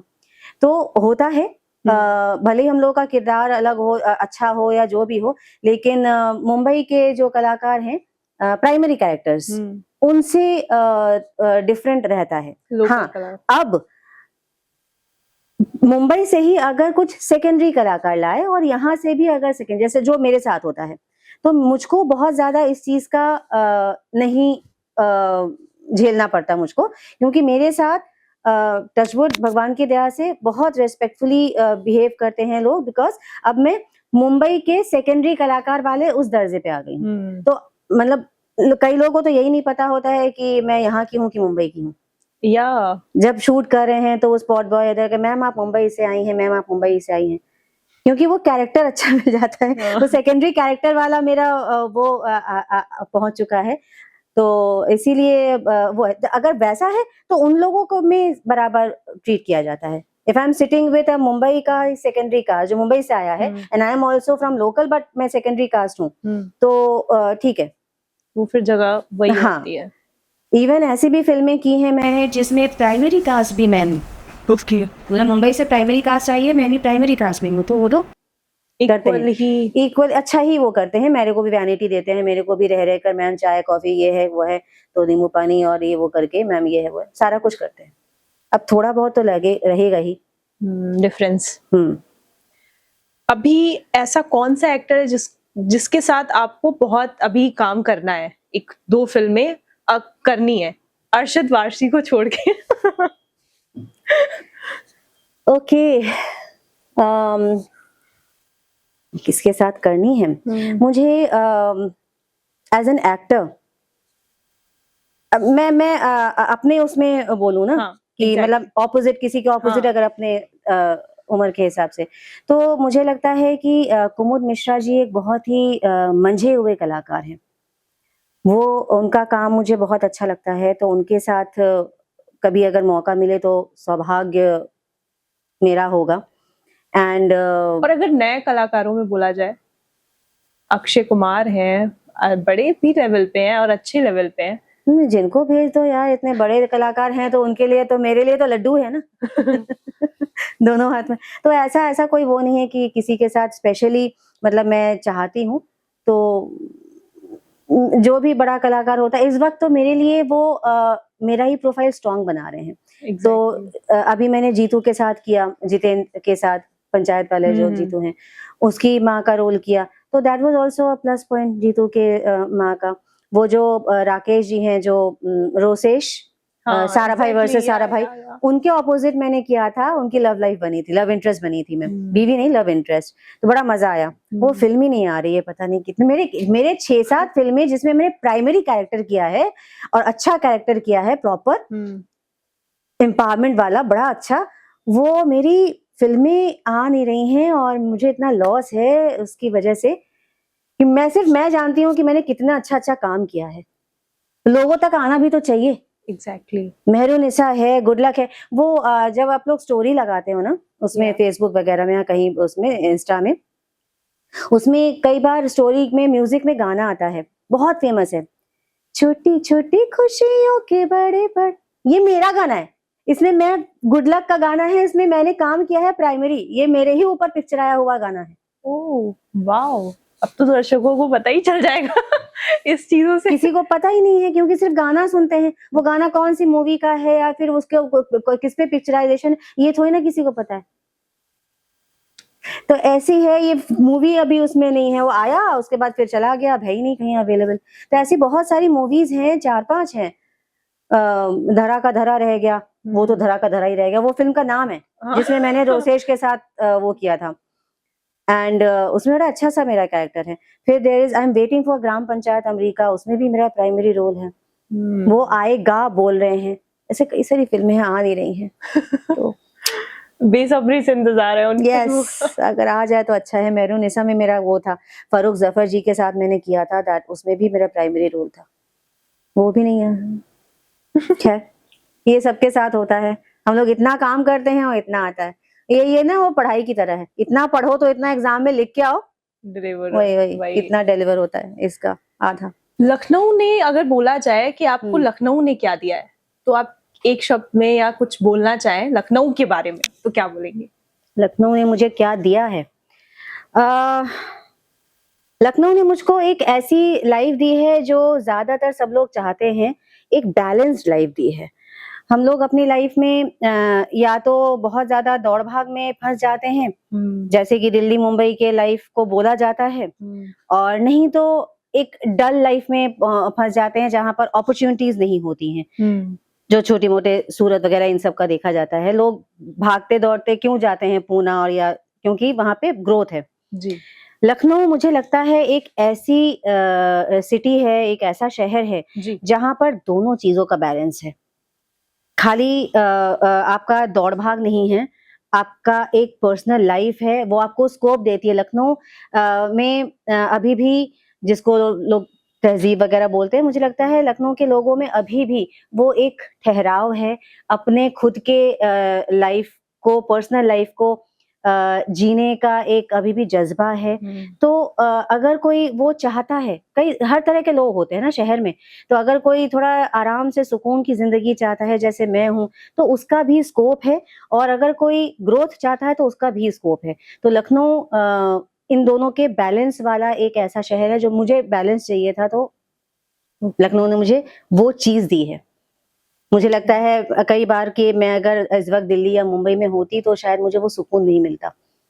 और अगर वो सुकून नहीं मिलता, सिर्फ़ काम की दौड़ में मैं भागती रहती, तो शायद फिर मैं वो नहीं रह जाती, जो हूँ। क्योंकि मैं दूसरों का नहीं बोलती, हालाँकि मुझे लगता है सबके लिए ये सही है, लेकिन मेरे लिए पर्सनली एक फैमिली, एक प्यार, एक वो जो पर्सनल लाइफ़ है ना, वो फ्यूल का काम करती है। मैं काम तभी कर पाऊँगी जब मैं रात को आके सबके साथ बैठकर जो एक होता है ना घर वाला, उसका वो मैं खाती हूँ, तब जाके मैं अगले दिन भाग दौड़ कर पाती हूँ बाहर का। ओके। तो वो अगर बोला जाए कि आपकी कोई एक स्ट्रेंथ और एक वीकनेस, हम्म तो क्या बोलेंगी? देखो स्ट्रेंथ, देखो देखा, मुझे सोचना पड़ जा रहा है, मैं कितनी बुरी इंसान। वीकनेस अभी तो तुरंत मेरे दिमाग में आ गया, स्ट्रेंथ।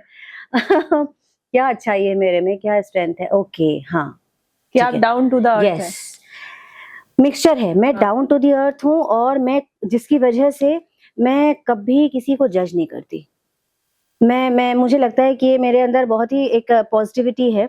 मैं हर चीज़ को, हर सिचुएशन को, या ज़्यादातर लोगों को जी। जब तक कि बहुत ज़्यादा अति नहीं कर लेता कोई, तब तक मैं उसको, उसकी चीज़ों को बहुत ही जनरलाइज़ करके, उसको जस्टिफ़ाई करके लेती हूँ।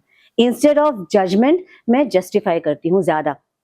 मुझे अपनी ये खूबी अच्छी लगती है। तुम आओगी, हो सकता है तुमने कई लोग ना रिपीट नहीं करते कपड़े और ये वो करके, आओगी तुम दसियों बार भी करोगी तो भी मुझे लगेगा हाँ, बहुत अच्छा है। अभी तक इसको रिपीट करती है तो अच्छी बात है कि एक कपड़े वो करके, या तुम कुछ भी करोगी या कोई भी करेगा तो मुझे उसका कभी भी जजमेंट नहीं लगता ओके। उसमें। तो मुझे लगता है ये मेरी एक स्ट्रेंथ है कि मैं सिचुएशंस को, अगर आधा ग्लास पानी दे दो तो मुझे लगेगा कि अच्छा आधा ग्लास पानी है। कई लोगों को लगता है कि आधा ग्लास खाली है, तो मैं वो बनती हूँ। मुझ में पॉजिटिविटी कुछ ज़्यादा है। मुझे डाउन टू अर्थ होने की वजह से मैं लोगों को जज नहीं करती हूँ, और मैं खुद बहुत ही हर जगह जेल हो जाती हूँ। ईज़ी टू बी एक्सेप्टेड हूँ। ओके। मेरे कोई नखरे नहीं हैं, मेरे कोई तेवर टैंट्रम्स नहीं नहीं है, है। टैंट्रम्स नहीं है। मेरे को आप अगर कूलर भी दे दो तो भी चलेगा, अगर बैठ के हाथ वाला पंखा दे दो तो भी चलेगा, एसी दे दो तो भी चलेगा। सो वही।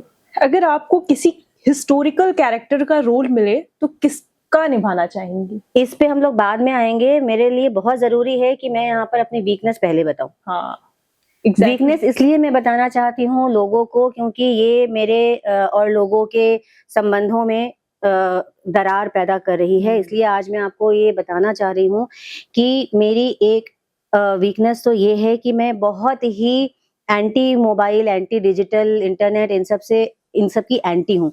मुझे मोबाइल बजता है तो मोबाइल के बजने से भी मुझे एक पैरानॉइड टाइप का होता है, मुझे एकदम नहीं अच्छा लगता। मेरा बस चले, मेरी अगर मजबूरी ना हो तो मैं शायद मोबाइल की दुनिया से इंटरनेट की दुनिया को मुझे नहीं चाहिए। मैं व्हाट्सएप में या फ़ेसबुक में अपने काम को के लिए ही हूँ, अदरवाइज़ मुझे नहीं चाहिए, मैं नहीं कर पाती हूँ। चैटिंग तो भूल जाओ।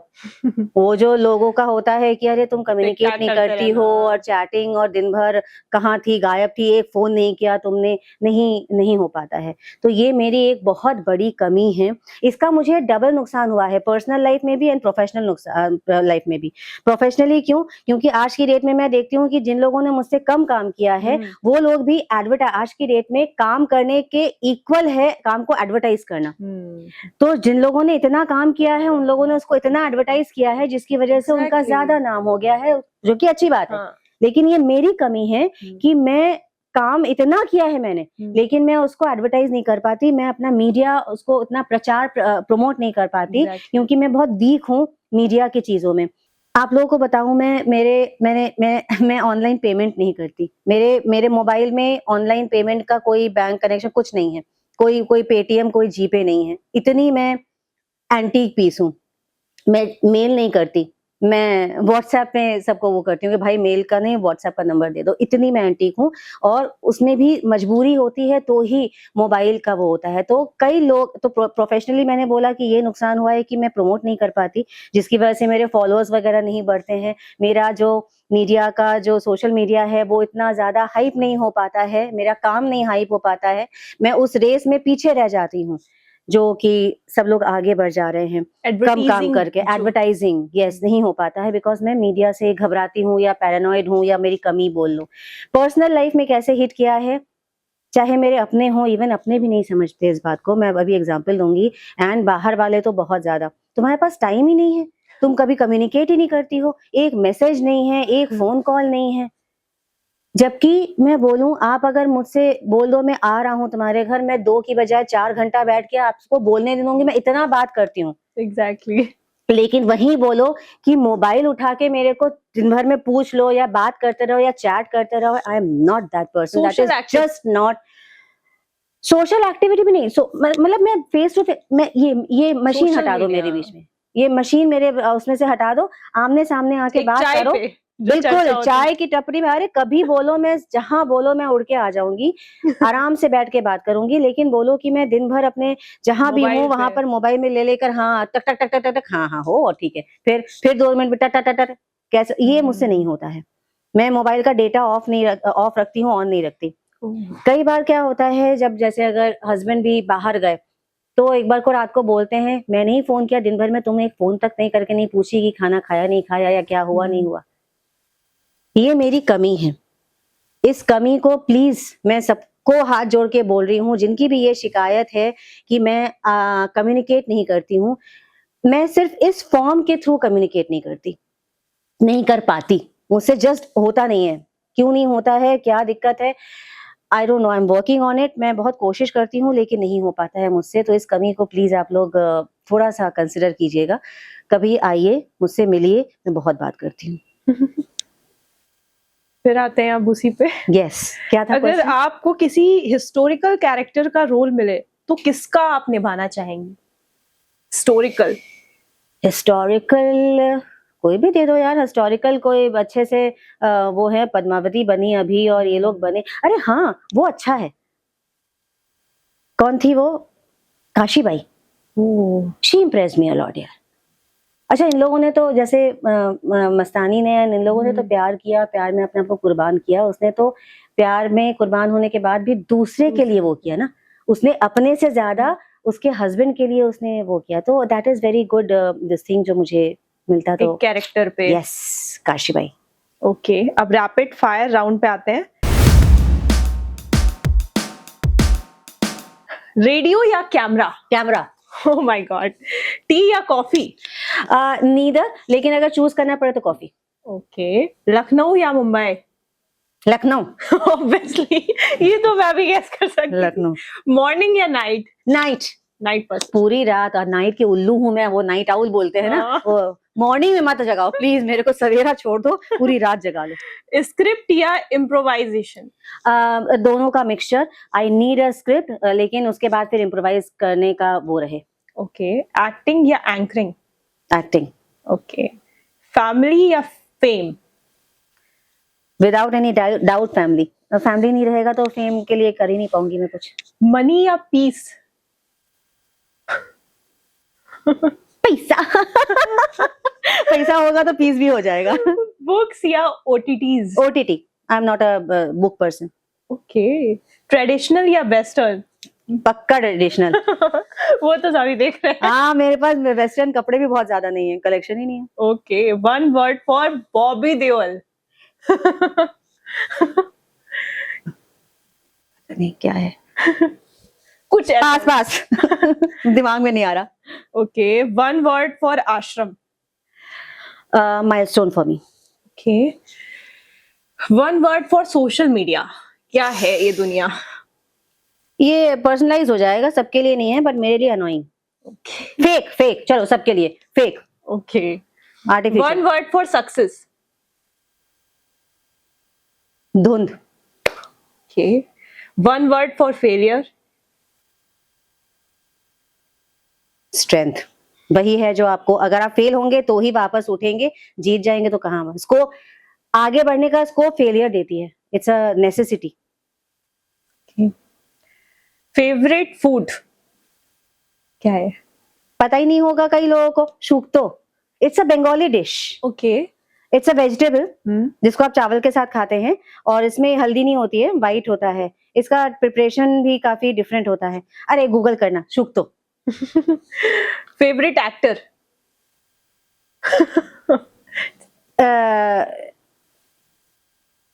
कुमुद मिश्रा जी एंड वो Paresh Rawal ji. Okay, favourite actress? I think Tulika Banerjee. Shabana Azmi and Deepti Naval. Okay, dream destination?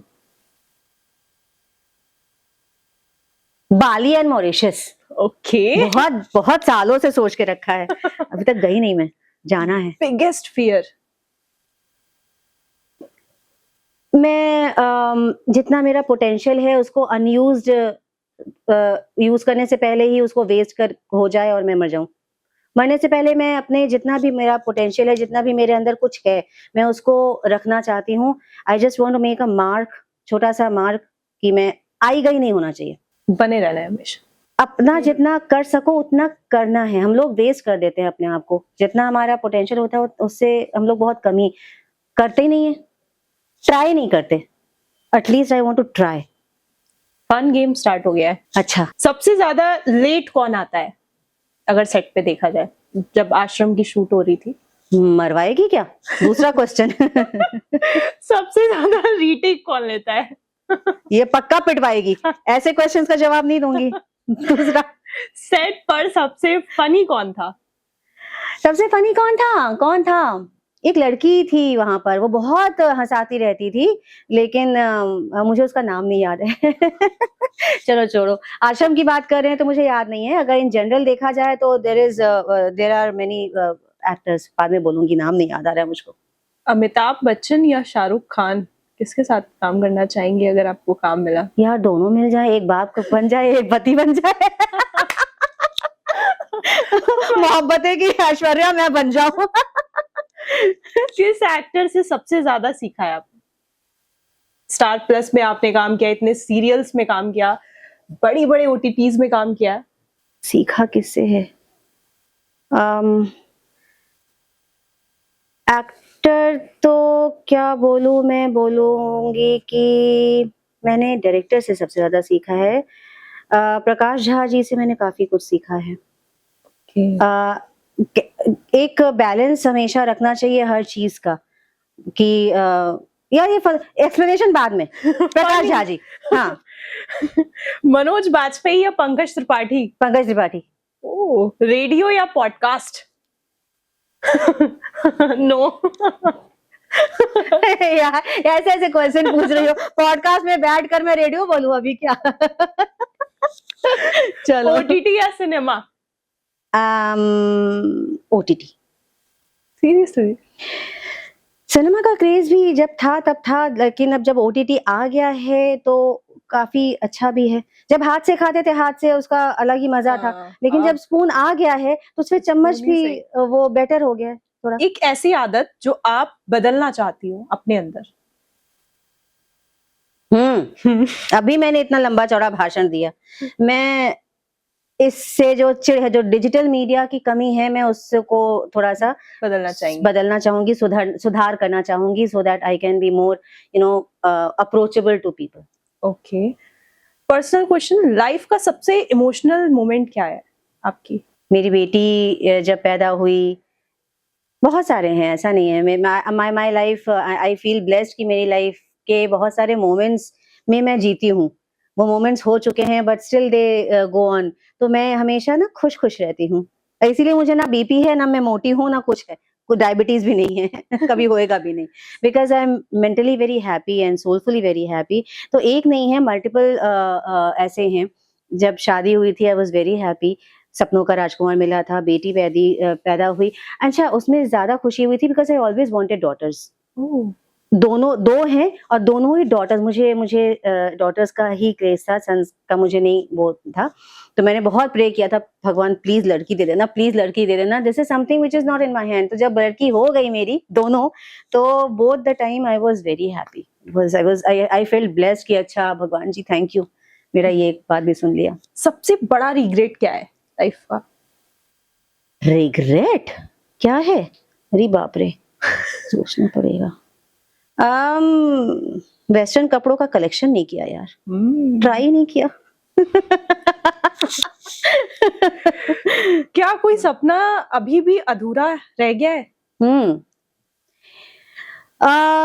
There are many things जो आप अपने आप से करते हैं, एफर्ट होता है तो सपना होता है, और कई चीजें होती हैं जो आपके हाथ में नहीं होता है, जैसे बेटी पैदा होना या फिर अपने सपनों का राजकुमार मिलना। वैसे ही एक अच्छा दोस्त मिलना भी अपने हाथ में नहीं होता है, सो ये एक सपना है मुझे आज तक, एक अच्छा जिसके साथ मैं एकदम ओपन करके सारा कुछ शेयर इकलौता वो नहीं मिला मुझे। आई कांट से कि मेरी मेरी आज की डेट में सबसे अच्छा दोस्त मेरी बेटी है। She knows everything about me, they but as such कोई मेरी सहेली नहीं है कोई, या दोस्त नहीं है। तो उसका एक रिग्रेट है। रिग्रेट क्या है? हाँ, सपना है जो नहीं है, या रिग्रेट बोल लो। And there are many things, to do list होती है, मेरी भी है। तो उसमें से भी कई चीज़ें अभी पूरी हुई हैं और कई चीज़ें अभी पूरी होनी बाकी हैं। फॉर एग्ज़ाम्पल मेरी बेटी ड्रम बजाती है, तो मैंने सोचा था मैं भी ड्रम सीखूँगी एंड साड़ी पहन के ड्रम्स के रील्स बनाया करूँगी। अपने आप को नाम दूँगी साड़ी ड्रमर। ओह! तो वो तो अभी रह ही गया, नहीं हुआ अभी तक। फिर मैंने एक सोचा था बुक लिखूँगी, जिसमें मैं लखनऊ के जितने वो है, मैं आइडियाज़ दे रही हूँ, सब चोरी कर लेंगे। तो लखनऊ में जो मूवीज़ शूट हुई हैं, जहाँ-जहाँ हुई हैं, तो उनके फ़ोटोग्राफ्स के साथ कि ये घर है, ये घर है। हम लोग को पता ही नहीं होता है लोगों को।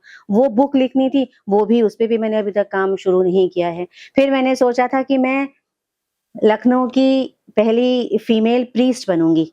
मुझे उसका कोर्स करना है, मैंने अभी तक शुरुआत नहीं की।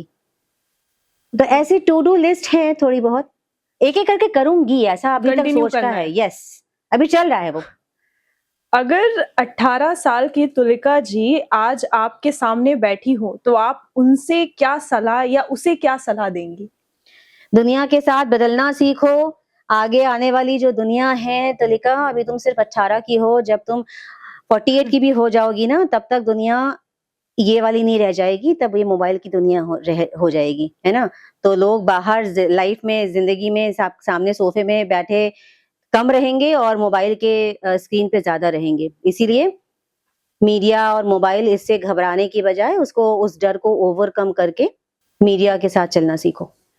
ओके, लास्ट क्वेश्चन, हम्म लास्ट मैसेज उन लोगों के लिए जो अपनी उम्र, अपनी नौकरी या जिम्मेदारियों की वजह से अपने सपनों को छोड़ देती हैं, वो महिलाएं, वो लड़कियां, उनको आप क्या मैसेज देना चाहेंगी लास्ट? ये शायद रिपीट हो जाएगा, जो मैंने पहले भी बोला था, इसका जवाब दिया था, शायद रिपीट हो जाएगा ये, कि सपनों को अगर आप सोच रही हैं कि नहीं कर पाएंगे, तो आप किसी और का नहीं, सिर्फ अपना नुकसान कर रही हैं, और नुकसान भी क्या, अपने आप को कम आंक रही हैं। आप सोचिए, अगर कोई कर सकता है, माना कि सब लोग अलग-अलग होते हैं, लेकिन उतना नहीं तो आप उतना तो कर ही सकती हैं, उतना करने का ट्राई तो कर ही सकती हैं। लेकिन अगर पहले से ही ये सोच के, जो ज़्यादातर होता है कि लोग पहले से ही एक सोच लेते हैं कि नहीं-नहीं, शादी के बाद हम नहीं कर पाएँगे, या बच्चों के बाद तो हम और नहीं कर पाएँगे, ये या इस एज के बाद नहीं कर पाएँगे, जो कोशिश भी नहीं करती हैं, इस सोच को इतना ज़्यादा वो मानती हैं। उसमें मुझे लगता है कि आप गलत कर रही हैं। चाहे आपके रिलेशनशिप्स हो, चाहे आपकी लाइफ हो, चाहे आपकी शारीरिक क्षमता हो, इन सब को, ये सब हिंड्रेंसेस आएंगी, लेकिन हिंड्रेंसेस को साथ में लेकर मैनेज करके चलने की कोशिश एटलीस्ट आपको करनी चाहिए, जितना भी हो सके। इतनी खूबसूरत बातें, इतनी शानदार कहानियां, आपसे मिलकर हमको बहुत अच्छा लगा तुलिका जी। होता है ना कि जब बात कर रहे हैं, वो बात कभी खत्म ही ना हो, ऐसा, मतलब ये पॉडकास्ट जो लोग देखेंगे ना, वो असलियत में तुलिका जी को जो स्क्रीन में देख रहे थे ना, उनको पता चलेगा तुलिका जी तो सीरियसली डाउन टू अर्थ है। हाँ, thank you so much ma'am. शायद सब लोग अब मेरे को कॉफी और चाय पे बुला के बकबकाएं। I'm okay with that. I'm in for that. So thank you for having me, Kaushambi. You are a very nice soul. जितना बात किया उससे मुझे लगा, थोड़ा सा तो आप भाप ही जाते हैं, तो इतना तो भाप गई कि तुम काफी अच्छी सी, एक प्यारी सी बच्ची हो। And I wish all my all the good luck to national news. And आगे अगर और भी बात करने का मन हो और आप लोगों को सुनने का मन हो, तो फिर से कमेंट्स में लिखिएगा, नीचे कमेंट्स में, सुनो उसका सेकंड पार्ट बनाओ। मैं फिर से आऊंगी। फिर से आएंगे उसी अंदाज में, फिर कुछ नया लेके, आपकी नई फिल्मों के साथ। फिल्मों की तो बात ही नहीं हुई, कौन कौन सी नई फिल्में आ रही हैं, कुछ नेक्स्ट टाइम बताएंगे। कुछ बचा के तो रखना है ना। एग्जैक्टली। और आप भी कमेंट बॉक्स पे बताइए कि आपको कौन सा सीरीज, कौन सी फिल्म्स, कौन सी वो उसमें अंदाज में तुलिका बनर्जी को आगे देखना है।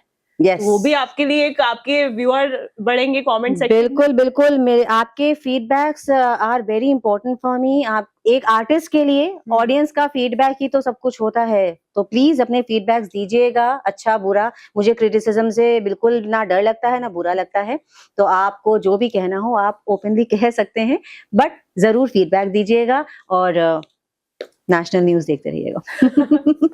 Thank you so much ma'am. इतनी खूबसूरत बातें, इतनी शानदार कहानियां और इतनी प्रेरणादायक सफर हमारे साथ साझा करने के लिए आपका दिल से धन्यवाद।